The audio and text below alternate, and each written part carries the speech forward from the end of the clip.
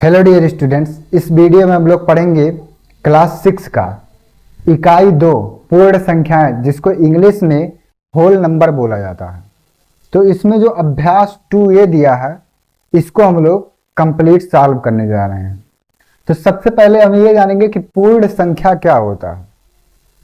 पूर्ण संख्या को हम लोग इस प्रकार से समझ सकते हैं कि जो भी संख्याएं 0 से स्टार्ट हो, 0, 1, 2, 3 और इनफाइनाइट तक, 0 से लेकर इनफाइनाइट तक, वह सभी संख्याएं पूर्ण संख्याएं होती हैं। और प्राकृतिक संख्या क्या होता है, उसमें 0 नहीं रहता है।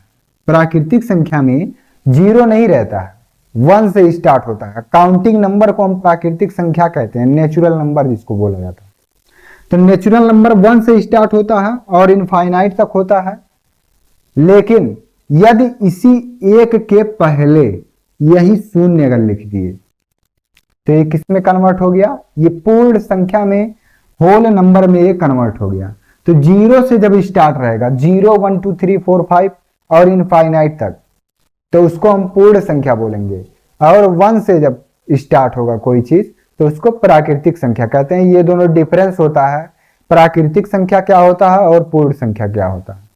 तो हम लोग पूर्ण संख्या को पढ़ने जा रहे हैं और इसमें जो अभ्यास 2A दिया है, इसमें सबसे पहला प्रश्न जो है, सबसे छोटी पूर्ण संख्या बताइए। तो यहां पर जो पूर्ण संख्या का प्रारूप है 0, 1, 2, 3, 4 और इनफाइनाइट तक, इसमें आपको देखना कि सबसे छोटी पूर्ण संख्या कौन सी है। तो 0 से ही स्टार्ट हो रहा है, इसका मतलब जो 0 है वही सबसे छोटी पूर्ण संख्या होगी, शून्य हो जाएगा। सबसे छोटी पूर्ण संख्या क्या होगी, शून्य होगी। और यही प्रश्न अगर कहा जाए कि सबसे छोटी प्राकृतिक संख्या क्या होगी, तो 1 हो जाएगी। लेकिन यहां प्रश्न सबसे छोटी पूर्ण संख्या बताइए, तो शून्य होगा, क्योंकि शून्य से ही स्टार्ट होता है क्या, पूर्ण संख्या। तो ये आपका आंसर हो गया, शून्य सबसे छोटी पूर्ण संख्या है। दूसरा सवाल दिया है, संख्या रेखा पर निम्नांकित पूर्ण संख्याओं को प्रदर्शित कीजिए। ये सभी पूर्ण संख्या हैं। क्यों पूर्ण संख्या हैं, क्योंकि यहां स्टार्ट 0 से हुआ है और जब 0 से स्टार्ट होगा तो वो पूर्ण संख्या हो जाएगा। 1 से जब स्टार्ट होगा तो प्राकृतिक संख्या हो जाएगा, लेकिन इसमें 0 भी इंक्लूड है, तो इसीलिए ये पूर्ण संख्या हो जाएगा। अब इसी को क्या करना है, संख्या रेखा पर दर्शाना है। तो संख्या रेखा पर दर्शाने के लिए सबसे पहले आपको लाइन ऐसे खींचना होगा। लाइन जहां से आप खींच रहे हैं, यहां जो पॉइंट स्टार्ट होगा, यहां पर आपको शून्य लिखना है। अब जब शून्य के बाद लिखेंगे तो यहां हो जाएगा 1, 2, 3, 4, 5, 6, 7। ये आपका संख्या रेखा हो गया। 0, 1, 2, 3, 4, 5, 6, 7 तक ही आपके क्वेश्चन में दिया है, इसीलिए 7 तक ही संख्या रेखा पर दर्शाना। तो ये आपका हो गया आंसर। कुछ नहीं करना है इसमें, बस एक लाइन खींचना है और यही जो आपके प्रश्न में दिया गया है वही इस पर दर्शा देना है, इस प्रकार से। तो ये आपका दूसरा प्रश्न हो गया। अब प्रश्न नंबर 3 क्या है, इसको देखते हैं। तीसरा सवाल यहां दिया है, 3 क्रमागत पूर्ण संख्याओं में पहली और तीसरी का योगफल 28 है, तो संख्याएं ज्ञात कीजिए।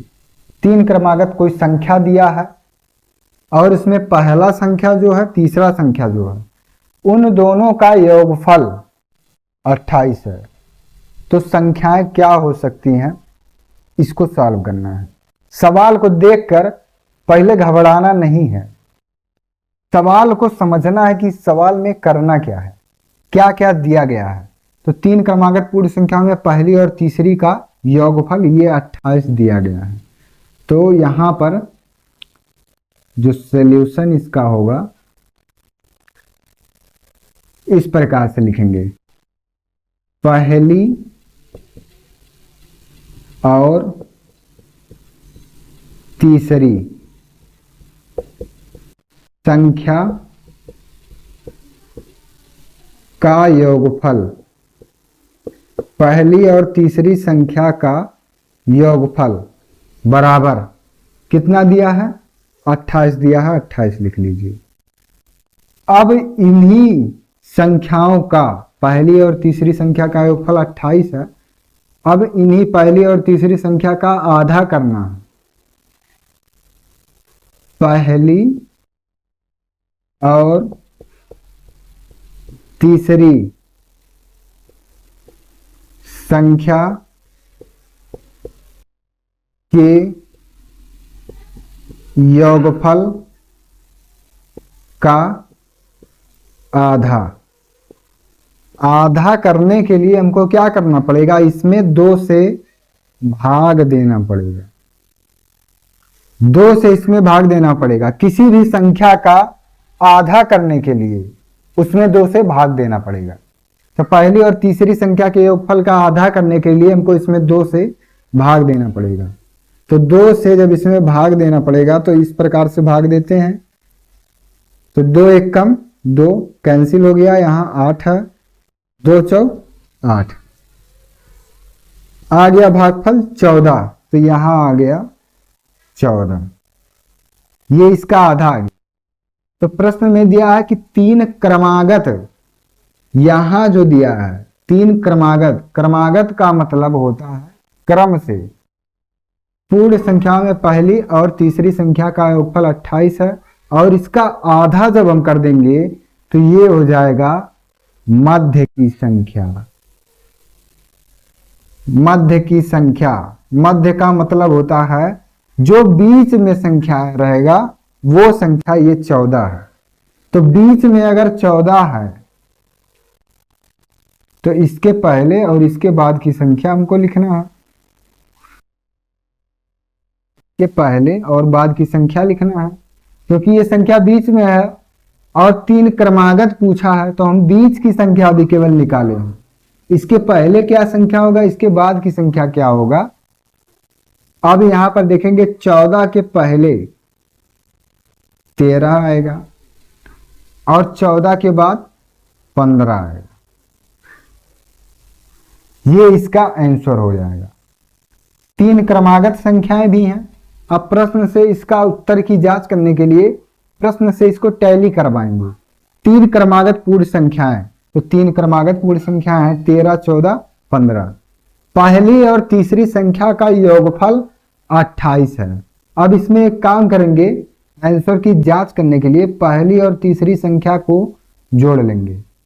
15 में अगर 13 को जोड़ लें और 28 आ जाए तो इसका मतलब आंसर सही है।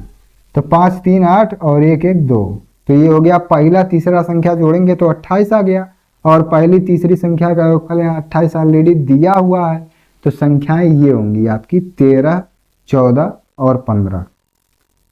सबसे पहले क्या करना है, जो भी संख्या या जो भी अंक दिया है इन दोनों का योगफल 28 दिया तो 28 को लिख लेंगे। अब इस 28 का आधा करेंगे तो मध्य की संख्या, जो बीच की संख्या होगी वो पता चल जाएगा। तो इसका आधा जब करेंगे 28 का तो 14 आ गया।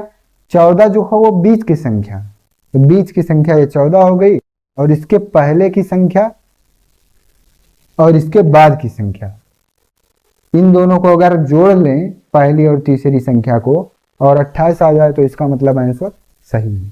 तो ये सवाल इस प्रकार से लगेगा। अगला सवाल क्या है उसको सॉल्व करते हैं।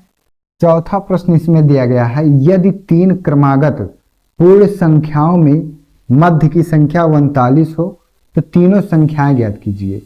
इसमें तो आपको कुछ करना ही नहीं है, इसमें आपको डायरेक्ट आंसर ही दे दिया है। इसमें केवल एक काम आपको करना है कि जो संख्या लिखा हुआ है मध्य की संख्या ऑलरेडी आपको दिया हुआ है और क्वेश्चन में दिया है 3 क्रमागत और मध्य की संख्या आपको ऑलरेडी दिया हुआ है। इसका सॉल्यूशन कैसे लिखेंगे, यदि 3 क्रमागत पूर्ण संख्याओं में मध्य की संख्या 39 हो तो 39 ऑलरेडी आपको दे दिया है, इसमें अब कुछ नहीं करना है। तीनों संख्याएं ज्ञात करने के लिए 39 से पहले की संख्या 38 और 39 के बाद की संख्या 40।